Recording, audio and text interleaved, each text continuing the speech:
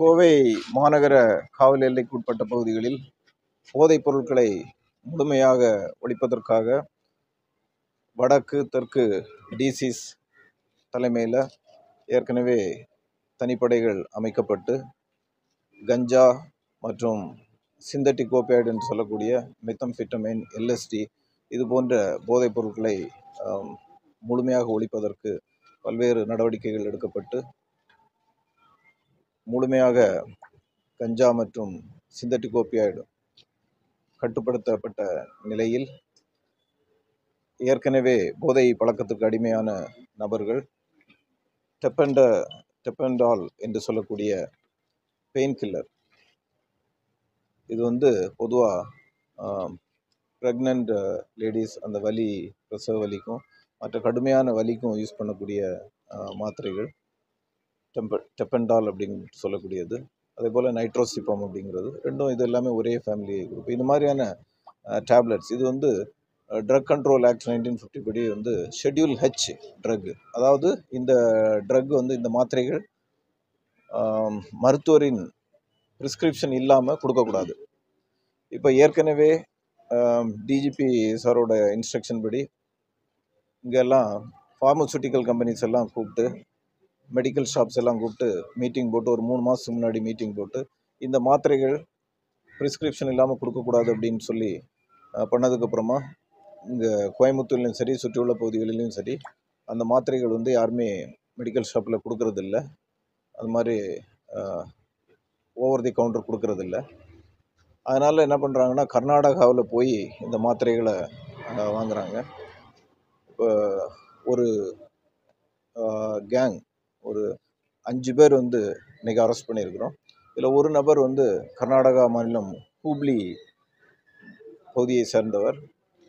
இவர் மேலே ஏற்கனவே ஏப்ரல் மாதத்தில் ஆர்எஸ்புரத்தில் இந்த மாத்திரை பிடிபட்ட போது எங்கேருந்து வந்தது என்று நம்ம புலன் விசாரணை பண்ணும்போது இந்த நபருடைய பெயர் பிரவீன் செட்டி என்ற நபர். இவர் கர்நாடகா மெடிக்கல்ஸ் அப்படின்னு சொல்லி ஹூப்ளியில் இருக்குது, அதனுடைய அந்த மெடிக்கலில் வேலை பார்க்குறாரு. அந்த மெடிக்கலுடைய உரிமையாளர் வசந்த் செட்டின்னு சொல்லி அவருக்கும் இதில் நாலேஜ் இருக்கிறது தெரிய வருது. இது என்னன்னா, ஏற்கனவே இந்த மாத்திரைகள் தயார் செய்யக்கூடிய கம்பெனி பாம்பேயில் இருக்குது.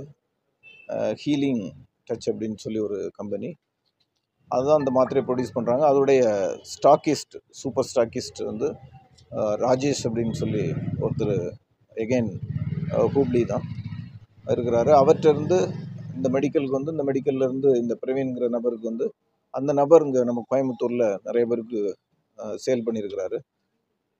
ஏற்கனவே கைது செய்யப்பட்ட வழக்குகள்லையும் அந்த நபர் தான் சப்ளை பாயிண்ட் அப்படின்னு சொல்லி சொன்னதுனால எஸ்ஐ மனோ தலைமையில் தனிப்படை கர்நாடகா மாநிலம் ஹூப்ளி பகுதிகளெல்லாம் போய் புலன் விசாரணை மேற்கொண்டு அந்த நபரை பற்றிய முழுமையான தகவலை சேகரித்த பின்பு அவர் அங்கேருந்து எஸ்கேப் ஆகிட்டார். அதுக்கப்புறமா புலன் விசாரணை தொடர்ந்து மேற்கொண்டதில் இங்கே கோயம்புத்தூரில் அவரோட சேர்ந்து 5 நபர்களோட கைது செய்யப்பட்டிருக்கிறார். இப்போது இந்த நபரோட விசாரணை பண்ணலே இதுவரைக்கும் கடந்த சில மாதங்களில் மட்டுமே 1 லட்சத்துக்கு மேலே டேப்லெட் கோயம்புத்தூரில் சேல் பண்ணியிருக்கிறாங்க. இந்த டேப்லெட் இன்ஜெக்ஷன் ஃபார்மில் எடுத்து ரொம்ப ஒரு ஒரு மோசமான பின்விளைவுகளை ஏற்படுத்தக்கூடிய மாத்திரை இது. அதாவது மெடிக்கல் ரீசன்ஸு பயன்படுத்துறது தவிர இந்த மாதிரியான ட்ரக் அப்யூஸ் அந்த காரணத்துக்காக பயன்படுத்தும் போது ரொம்ப ஒரு மோசமான பின்விளைவுகளை ஏற்படுத்தக்கூடியது. இதை இப்போ இன்ஜெக்ஷன் சிரிஞ்சு இங்கே லோக்கலில் உள்ள மெடிக்கல்ஸில் கோழிக்கு இன்ஜெக்ஷன் போடுறது, புறாவுக்கு இன்ஜெக்ஷன் போடுறது அப்படின்னு சொல்லி பொய்யான தகவலை சொல்லி அந்த சிரிஞ்சஸ் வாங்கி அதுக்கப்புறம் அதில் சலைன் பாட்டில் வாங்கி சலைனில் மிக்ஸ் பண்ணி இது மாதிரி அப்யூஸ் பண்ணுறாங்க. இந்த பழக்கம் உள்ள நபர்களை ஏற்கனவே கோவை மாநகர காவல்துறை சார்பாக முக்கியமாக இந்த பகுதிகளில் டிசி சவுத் அவருடைய டீம், ஏசி குனிமுத்தூர் தங்கம், எஸ்ஐ முருகன், எஸ்ஐ மனோ, இவங்க இன்ஸ்பெக்டர் தங்கம் எல்லாருமே பார்த்துட்ருக்குறாங்க. அதனுடைய புலன் விசாரணையின் தொடர்ச்சியாக தான் இந்த கைது செய்யப்பட்டிருக்கிறது. இப்போ இது இந்த கைதோட நமக்கு இந்த சப்ளை பாயிண்ட் முழுமையாக நிற்கும் அப்படிங்கிற நம்பிக்கை இருக்குது. பட் இருந்தாலும் தொடர்ந்து கண்காணித்து கோவை மாநகரை பொறுத்த வரைக்கும் போதைப் பொருட்கள் சுத்தமாக இல்லாத ஒரு இடமா மாற்றுறதுக்கு காவல்துறை முழுமையாக நடவடிக்கை எடுத்து வருகின்றது. இப்போ அடுத்து பள்ளிகள் கல்லூரிகள் திறக்கக்கூடிய நேரம் அடுத்து ஜூன் ஜூலையில். ஸோ பள்ளி கல்லூரி மாணவர்கள் மத்தியிலையும் இந்த பழக்கங்களை முழுமையாக தடுப்பதற்கு ஏற்கனவே ஒவ்வொரு கல்லூரிகளிலும் இந்த ஆன்டி ட்ரக் கிளப் ஏற்படுத்தப்பட்டிருக்கிறது. இருந்தாலும் ஒரு சில கல்லூரிகளில் இந்த போதை பழக்கத்துக்குள்ளான மாணவர்கள் அவர்களுக்கு போதைப் பொருட்கள் விற்கக்கூடிய நபர்களை அதுவும் தனிப்படை போட்டு பல நபர்கள் கைது செய்யப்பட்டிருக்கிறார்கள்.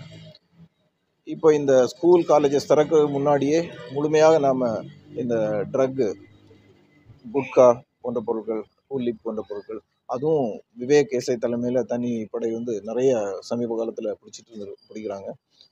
So tobacco products, prohibited tobacco products, அதே போல் ப்ரோஹிபிட்டட் நார்கோட்டிக் சப்ஸ்டன்சஸ், அதே போல் இந்த மாதிரி அப்யூஸ் ஆகக்கூடிய ட்ரக்ஸ் எல்லாமே நம்ம முழுமையாக கட்டுப்படுத்துறதுக்கு நடவடிக்கை எடுத்துக்கிட்டோம். இது கடந்த 6 மாத காலமாகவே இந்த மாத்திரைகள் நம்ம பிடிச்சிருக்கோம். முதல்ல அதுக்கு முன்னாடியே மாத்திரைகள் பிடிச்சிருக்கிறோம். அது லோக்கலில் ஒரு சில மெடிக்கல்ஸில் சேல் பண்ணது. அந்த மெடிக்கல் ஷாப்பை க்ளோஸும் பண்ணியிருக்கிறோம். ட்ரக் இன்ஸ்பெக்டர் மூலமாக க்ளோஸும் பண்ணியிருக்கிறோம். இங்கே டோட்டலாக சப்ளை கட் ஆனதுக்கப்புறமா வெளி மாநிலத்தில் போய் வாங்கிட்டு வர்றாங்க. இது இப்போ இந்த நபர் தான் வந்து கான்டாக்ட் பாயிண்ட் அங்கே.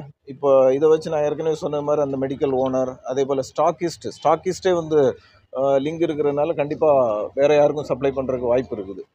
அது போல் அதனால் இன்னும் புலன் விசாரணை இன்னும் பண்ண வேண்டியிருக்குது. ஏற்கனவே போதை மாத்திரைகளை வந்து போதையாக பயன்படுத்தி இந்த வழக்குகள் பழைய வழக்குகள் இருக்குது. குறிப்பாக இந்த வழக்கில் வந்து முக்கியத்துவம் கொடுக்குற காரணம் சார், எவ்வளவு மாத்திரைகள் வந்து இல்லை, ஏற்கனவே சொன்னது மாதிரி நம்ம முதல்ல ஆரம்ப கட்டத்தில் லோக்கல் மெடிக்கல்ஸ்லேருந்து ப்ரிஸ்கிரிப்ஷன் இல்லாமல் வாங்கிட்டு இருந்தாங்க.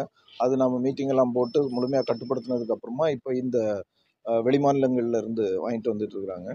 இப்போ இதில் நான் ஏற்கனவே சொன்ன மாதிரி ஆல்மோஸ்ட் இந்த நபர் மட்டும் 1 லட்சத்துக்கு மேலே டேப்லெட் சேல் பண்ணியிருக்கிறார் கடந்த 6 மாத காலத்தில். கோயம்புத்தூர் மட்டும். காவல்துறை என்னதான் கடுமையான நடவடிக்கைகள் இருக்கிறாலும் ஆனால் இந்த இதை கட்டுப்படுத்த முடியலையே சார். கோவையில் வந்துட்டு அதிகரிச்சுட்டே இருக்குது. இல்லை, அதிகரிச்சுட்டுன்னு சொல்ல முடியாது. ஏன்னா வந்து இப்போ இந்த மாத்திரைக்கு போகிறது காரணமே நம்ம கஞ்சா மற்ற அந்த மாதிரியான ட்ரக் வந்து அவைலபிலிட்டி ரொம்ப கம்மியானதுனால தான் இந்த மாதிரியான ஆல்டர்னேட்டிவ் இதுக்கு போகிறாங்க. இது எகெயின் சட்டத்துலேயும் ஒரு சில இஷ்யூஸ் இருக்குது. இப்போ இந்த டேப்லெட் மட்டும் இப்போ நார்கோட்டிக் கண்ட்ரோல் NDPS ஆக்டில் இது வர்றதில்லை இன்னும். தோ இந்த மெடிசனை வந்து அப்யூஸ் பண்ணாலும் அந்த சட்டத்தில் நம்ம கொண்டு வர முடியறதில்ல. அதுபோல் ஒரு சில சட்ட சிக்கல்களும் இருக்குது நமக்கு.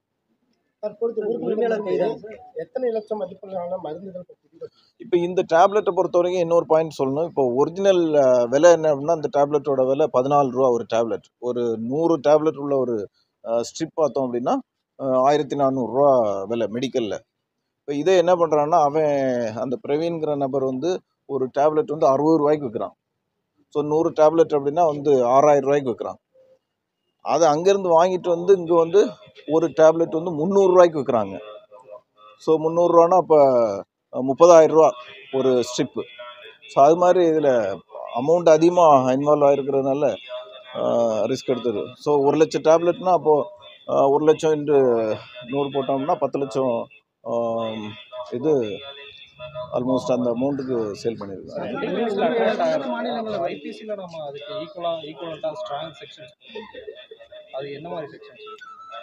இப்போ 328 ஐபிசிங்கிறது ஒரு ஆப்ஷன்.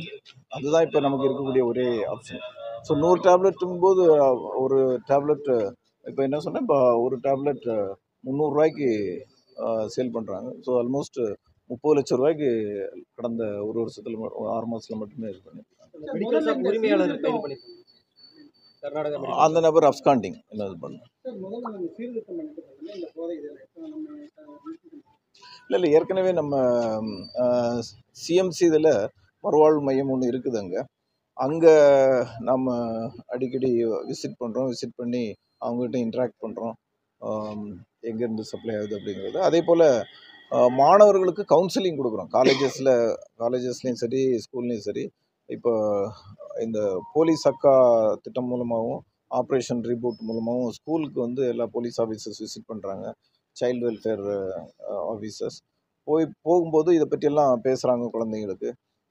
ஸோ அது மாதிரி கவுன்சிலிங், அதே போல் இது மாதிரி பழக்கத்துக்கு உள்ளானவங்கள கூப்பிட்டு நம்ம இதில் ஹாஸ்பிட்டலில் டிஅடிக்ஷன் சென்டர்லேயும் நம்ம இது பண்ணுறோம், கவுன்சிலிங் கொடுக்குறோம்.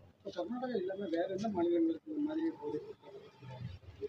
இப்போதைக்கு வந்து நம்ம தான் தெரிஞ்சிருக்கு. இதில் புலன் விசாரணையில் ஃபர்தராக பண்ணும்போது வேறு ஏதாவது இதான் இருப்பாங்க. இப்போ குட்கா, அதே போல் குட்காவும் நிறைய பெங்களூர்லேருந்து தான் சப்ளை வருது நமக்கு. அதுவும் மெத்தம்ஃபிட்டமைன் பெங்களூர்லேருந்து தான் வந்திருக்குது. இங்கே நம்ம இப்போ இன்றைக்கும் இதில் 3 கிராம் மெத்தம்ஃபிட்டமைன் அது பெங்களூர்லேருந்து தான் வந்திருக்குது. பகுதிகளில் பப்ளிக் டாய்லெட்ல இந்த மாதிரி இன்ஜெக்ஷன்ஸ் நிறைய அங்கே இருக்குன்னு சொல்றாங்க. அது வந்து எப்படி கட்டுப்படுது? இப்போ நீங்கள் சொன்ன உண்மைதான். ஏன்னா அது மாதிரி தான் தகவல் மூலமாக தான் நம்ம ஆரம்பித்தது. இனிமேல் வந்து கண்டிப்பாக முழுமையாக அது கட்டுப்படுத்தப்படுங்கிற நம்பிக்கை இருக்குது. ஏன்னா சப்ளை பாயிண்ட்டை வந்து கண்ட்ரோல் பண்ணுறது தான் நமக்கு பிடிக்கிறது தான் சிரமம் இருந்தது. அதை இப்போ பிடிச்சாங்க. ஏன்னா இந்த டீமை வந்து நம்ம கொஞ்ச நாளாகவே ஃபாலோ பண்ணிகிட்டு இருக்கிறோம். அப்ஸ்காண்டிங்காகவே இருந்துட்டு இருந்தாங்க. இப்போ பிடிச்சிருக்கிறதுனால மேற்கொண்டு கண்டிப்பாக மேற்கொண்டு இருக்காது. ஏன்னா இது முழுமையாக இப்போ இதில் சம்மந்தப்பட்ட நபர்கள் ஒரு சில பேர் இப்போ குண்டாஸ்லேயும் போட்டிருக்கிறோம் இந்த டேப்லெட் விற்றவங்க. சார், இந்த முக்கிய குற்றவாளியை இப்போ நம்ம கோவையில் பொறி வச்சு பிடிச்சோமா அல்லது தனிப்படை வந்து ஹூப்ளியில் போய் பிடிச்சிருக்கோமா? இப்போ தனிப்படை வந்து அங்கே ஒரு சொன்ன மாதிரி ஒரு 3 மாதமாகவே அந்த நபரை ஃபாலோ பண்ணிட்டு இருக்கிறாங்க. 2-3 தடவை போயிட்டு வந்துட்டாங்க ஹூப்ளி. ஒவ்வொரு தடவையும் வந்து ஆள் சிக்காமல் இருந்துட்டு இருந்தாங்க. இப்போ ரீசெண்டாக கடந்த வாரம் கூட மனோ எஸ்ஐ தலைமையில் போயிட்டு வந்தாங்க. போய் ஆல்மோஸ்ட் பிடிக்கிற மாதிரி சுச்சுவேஷனில் எஸ்கேப் ஆகி அதுக்கப்புறமா தான் டெக்னாலஜிலாம் யூஸ் பண்ணி எங்க வச்சு நம்ம பிடிச்சிருக்கோம்? கோயம்புத்தூர்ல இப்போ இந்த குற்றவாளி இப்போ மற்ற குற்றவாளிகளோட இவருக்கு இருந்த தொடர்பு தெரியாது. எல்லாம் ஃபோன் கான்டாக்ட் இருக்குது. இங்கேருந்து பணம் எடுத்துகிட்டு போகிறாங்க, அங்கே போய் கொடுத்து இது பண்ணுறாங்க. அவன் சில நேரம் இங்கே வந்து சப்ளை பண்ணுறான், சில நேரம் அங்கே போய் வாங்கிட்டு வர்றாங்க. நம்ம தனிப்படையும் வந்து தகவலின் அடிப்படையில் குற்றவாளியை பிடிக்க முடியுதா அல்லது போன் இன்வெஸ்டிகேஷனில் பல இது எல்லாமே சரி.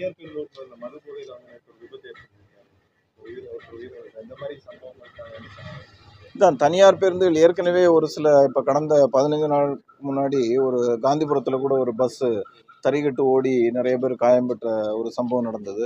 இதுபோல் ஏற்கனவே அதுக்காக டிராஃபிக் டிசி மூலமாக எல்லாம் தனியார் பஸ் ஓனர்ஸ் எல்லாம் கூப்பிட்டு மீட்டிங் போட்டிருக்கிறோம். அதே போல் இந்த டாக்ஸி கேப் ஓட்டக்கூடியவங்களையும் இப்போ ஒரு 2-3 நாளைக்கு முன்னாடி ஒரு இன்சிடென்ட் ஆச்சு. இப்போ நான் ஃபேட்டல் தான், பட் இருந்தாலும் ஆக்சிடென்ட் ஆனதுனால அவங்களெலாம் கூப்பிட்டு மீட்டிங் போட்டிருக்கிறோம்.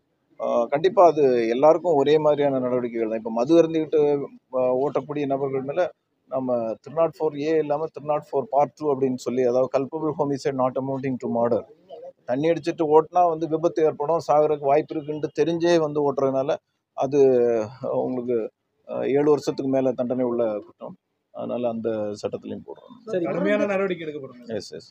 சரி, இப்போ ஆன்லைன் மருந்து வணிகம் அப்படிங்கிறது வந்து இந்த போதை மருந்து பழக்கத்தை தடுக்கிறதுல மிகப்பெரிய சவாலாக இருக்கு. கண்டிப்பாக கவர்மெண்ட்டுக்கு நம்ம ஏதாவது சஜஷன்ஸ் கொடுக்குறோமா சார்? கண்டிப்பாக நம்மளுடைய புலன் விசாரணை அடிப்படை, அதுக்கப்புறமா நமக்கு இந்த விசாரணையில் வரக்கூடிய எக்ஸ்பீரியன்ஸ் அடிப்படையில் கண்டிப்பாக நம்ம சஜஷன்ஸ் கொடுக்கணும். பள்ளி கல்லூரி பகுதிகளில் மருந்தகங்களில் எவ்வளவு நாள் நீங்கள் ஆய்வு பண்ணியிருக்கீங்க? இது நம்ம போலீஸ் டைரெக்டாக ஆய்வு பண்ண முடியாது. ட்ரக் இன்ஸ்பெக்டர்ஸ் மூலமாக நம்ம ஜாயிண்ட் இன்ஸ்பெக்ஷன் ஏற்கனவே பண்ணிகிட்ருக்குறோம். ஏற்கனவே சொன்ன மாதிரி இப்போ கடந்த 3 மாதத்தில் நம்ம நிறையா டீகாய் ஆப்ரேஷன்ஸ் பண்ணியிருக்கோம். இந்த கடைகளுக்கு ஆளுங்களை அனுப்பி இந்த மருந்து பர்டிகுலர் மருந்தை கேட்டு பார்த்துருக்கோம். இங்கே யாரும் லோக்கலில் யாரும் சேல் பண்ணுறதில்ல. போனால் கூட வந்து நாங்கள் சேல் பண்ணுறதில்ல அப்படின்னு சொல்லிடுறாங்க.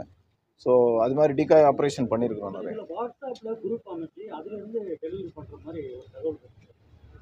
ஸோ அது மாதிரி தகவல் இருந்துன்னா கண்டிப்பாக அதில் ஆக்ஷன் எடுப்போம். ரைட். நேற்று இங்கே எஸ்ஐஎஸ் காலனிலேருந்து ஒரு ஃபேமிலி வந்திருந்தாங்க, நம்ம கமிஷனர் ஆஃபீஸ் வந்திருந்தாங்க. ஆமாம், அது ஏற்கனவே போன மாதமே வந்து அவங்க கம்ப்ளைண்டில் வந்து எஃப்ஐஆர் போட்டு அந்த சூர்யான்னு சொல்லி ஒரு நபரை அரெஸ்ட் பண்ணி ஜெயிலில் தான் இருக்கிற அப்படி அவர் அந்த நபர்.